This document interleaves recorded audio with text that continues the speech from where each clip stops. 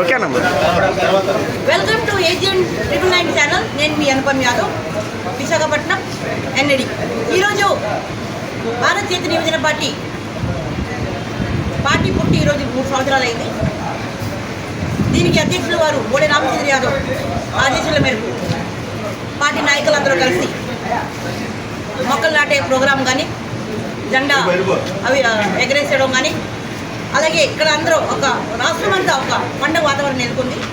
Cake అది cut చేసి చాలా ఆనందంగా పార్టీ పుట్టిన సందర్భంలో ఈరోజు చాలా బాగా సెలబ్రేషన్ చేస్తున్నారు. మిగతా విషయాలన్నీ కనుక్కొని ఇక్కడ నాయకులతో అడిగి తెలుసుకున్నాం. నమస్తే. నమస్తే అమ్మా, నా పేరు మాన నాగేశ్వరరావు, మాడుగుల నియోజకవర్గం బీసీవై పార్టీ కన్వీనర్ని. ఈరోజు ఇక్కడికి రావడం ముఖ్య ఉద్దేశం ఏంటంటే, బడుగు బలహీన వర్గాల నేత శ్రీ బోడే రామచంద్ర యాదవ్ గారు బడుగు బలహీన వర్గాలు పడుతున్న ఇబ్బందులు చూసి ఆయన పార్టీ పెట్టడం జరిగింది. పార్టీ పెట్టి 3 సంవత్సరాలు పూర్తవడం జరిగింది. ఈ సందర్భంగా ఉమ్మడి జిల్లాలో అనకాపల్లి, విశాఖపట్నంలో సంబరాలు చేసుకుంటున్నాం మేము బడుగు బలహీన వర్గాలు అందరూ. ఎందుకంటే ఈ స్వతంత్రం వచ్చిన నాళ్ళకి బడుగు బలహీన వర్గాల నుంచి ఒక నాయకుడు వచ్చాడు. ఈ పార్టీ యొక్క సిద్ధాంతం ఏంటంటే యువజన పోరాటం, రైతు చైతన్యం, సామాజిక న్యాయం, వీటి మీద ఈ పునాదుల మీద ఈ పార్టీ అనేది నడుస్తుంది. రామచంద్ర యాదవ్ గారు ఇప్పటి వరకు బీసీ రక్షణ చట్టం కోసం నిరాహారదీక్ష చేయడం జరిగింది. బీసీ రుణాల కోసం చేయడం జరిగింది. బీసీలకి 1000 ఎకరాల కోసం, అమరావతిలో 1000 ఎకరాల కోసం నిరాహారదీక్ష చేయడం జరిగింది.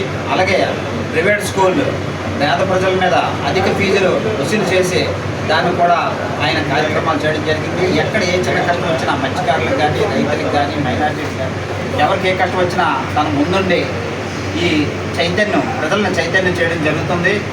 ఇప్పుడు శ్రీ బోడే రామచంద్ర యాదవ్ గారు చేస్తున్న బీసీవై పార్టీ చేస్తున్న కార్యక్రమాలు ఒక ప్రతిపక్ష నాయకుడు, యాక్చువల్గా ఆంధ్రప్రదేశ్లో ప్రతిపక్ష పాత్ర పోషిస్తున్న పార్టీ ఏ పార్టీ అని ఉందంటే అది బీసీవై పార్టీయే.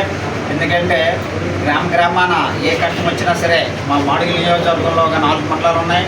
ఏ పార్టీ అంటే ఎస్సీ, ఎస్టీ, మైనార్టీ ఎవరికి ఏ కష్టం వచ్చినా పోరాటం చేయడం జరుగుతుంది. ముఖ్యంగా సామాజిక న్యాయం అన్నది ఇప్పుడున్న ప్రస్తుత పార్టీలో లేదు. గత వైసీపీ పార్టీలో కానీ, ఇప్పుడు టీడీపీలో కానీ ఒకే సమాజ వర్గాలకి, ఉత్తరాంధ్రలో విషయానికి వస్తే ఒకే సమాజ వర్గాలకి ఈ చివరి నుండి ఆ చివరి వరకు ఎంపీ దగ్గర నుండి ఎమ్మెల్యేల దగ్గర నుండి ఇవ్వడం జరుగుతుంది. పార్టీ పదవులు కానీ, మొత్తం కార్పొరేట్ డైరెక్టర్లు కానీ, చైర్మన్లు కానీ ఇవన్నీ సామాజిక న్యాయం లేదు. యాక్చువల్గా బీసీ 136 కులాలు ఉన్నాయి. దాని తోడు ఎస్సీ, ఎస్టీ సోదరులు ఉన్నారు. మా అధిక వర్గ పేద కులాలు ఉన్నాయి. అయినప్పటికీ కూడా 1-2 సమాజ వర్గాలకే ప్రాధాన్యత ఇస్తూ మిగతా సమాజ వర్గాలని రాజకీయంగా అంతడం జరుగుతుంది.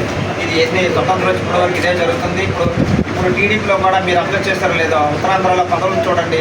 పదవులు చూస్తే 1-2 సమాజ వర్గాలకే ఉంటాయి ఎక్కువ పదవులు. మిగతా సమాజ వర్గాలు అన్నవి ఓన్లీ బానిసలుగా, పార్టీకి బానిసలుగా జెండా మోయడానికి మాత్రమే చూస్తున్నారు.